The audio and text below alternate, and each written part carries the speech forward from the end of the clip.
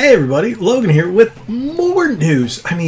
Last night, I will say, before I went to bed, I did check out the news cycle, and there's just so much. And I could have done what I've done before and just crammed it all into one video, but some of these stories I really think I need to express my feelings on a little more. So I decided to expand it out. And this one is, again, brought to you by Engadget, just because it gives you numbers that, I'll give you straight from the source. So EA now owns Codemasters and its many, many racing games. Do I even have to say anything? Let's talk about it. Welcome to Red Bandana Gaming, the channel where Logan will show you everything from gameplay to gear. Their crew is here to take you on a journey through every atmosphere. Releases to news, you don't have to choose. Red Bandana Gaming is here for you. So, turns out EA did purchase Codemasters. The last thing I read, or the big thing was in the news, depending on if you guys follow it, it was Take-Two, the owners of 2K and Rockstar Games, that were looking at purchasing it. But of course, EA, with their infinite dollars, just goes, we gonna buy you one more racing games, not like Need for Speed and Burnout. We don't have a monopoly on them already. And they even own, did they publish Monopoly? They did at some point, but I think it's Ubisoft now. So if you scroll down here in the article, and it's written by, I don't want to mess up his name either, but one thing I do like about Engadget, that's why this channel, we focus on a lot of their articles, because they're usually short, sweet, to the point. They don't put any political spins or opinion pieces or anything.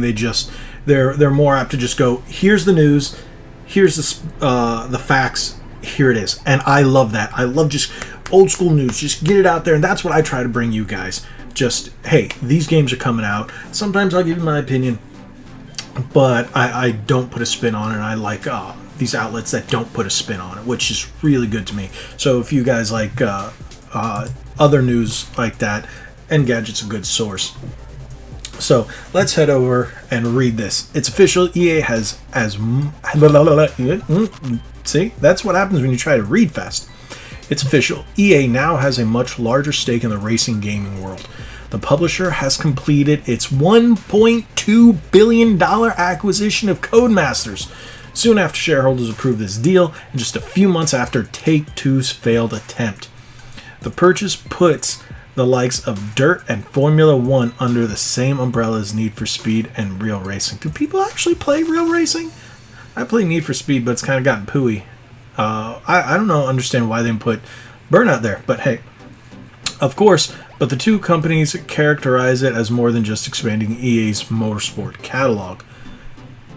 Codemaster, are you guys trying to tell me something? I don't know if you guys can see it on the side, but they're trying to tell me to shave. Codemasters will get access not just to EA's player base, but deep data and other tools to help grow titles that include realistic races like Project Cars. This potentially helps all of its franchises grow, not just those that dovetail with EA's penchant towards arcade-style racers. And EA doesn't just get a wider selection of games, it also gets a potential rescuer if a given franchise flounders. Need for Speed. I like that. Need for Speed. And needs a fresh approach. That is definitely true. So, whether or not it works out as hoped is less than clear. Codemasters does fill a gap in EA's lineup, but there is a concern the newly acquired team could be pressured to conform to EA's business models.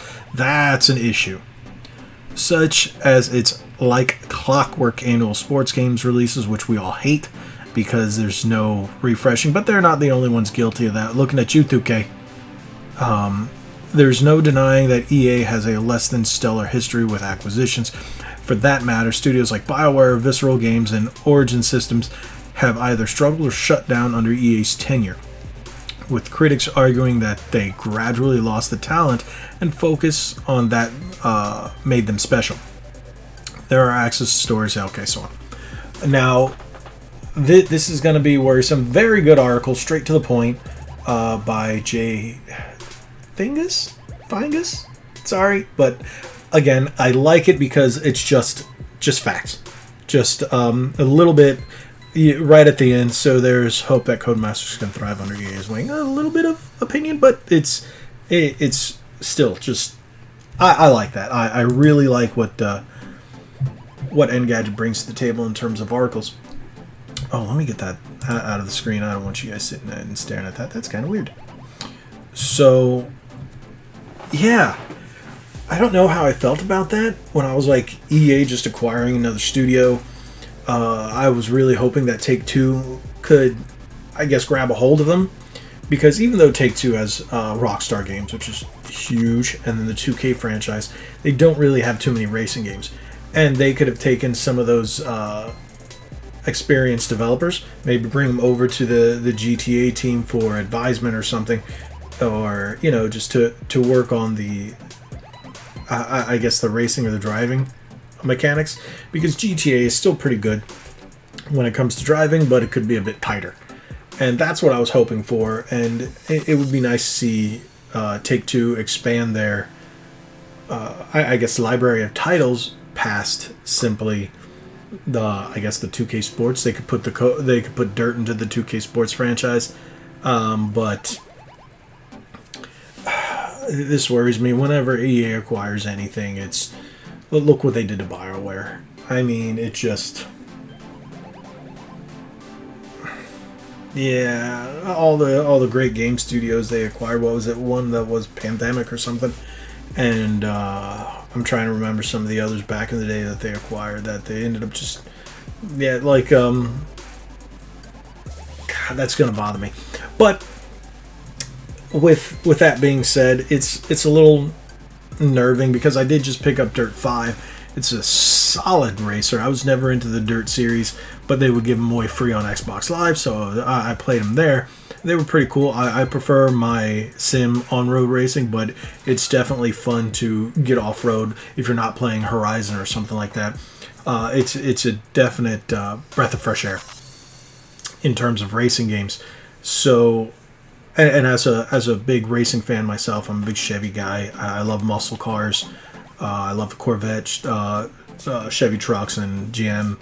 And seeing stuff like that off-road,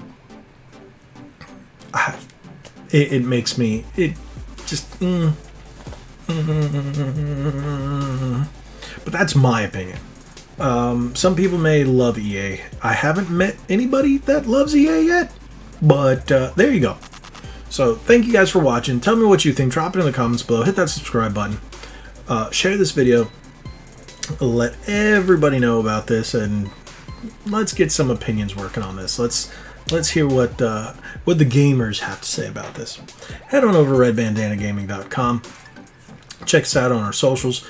Remember, if you haven't already, hit that link for the Teespring shop in our description below, where you can buy some shirts and some pillows and some hoodies and socks. I think we even have socks. Go get yourself some socks. You know, step on actually, you can't step on. It's not on the bottom. It's on the top. Thank you guys for watching. Again, hit that subscribe button. Like we always say, be legendary. Thanks again.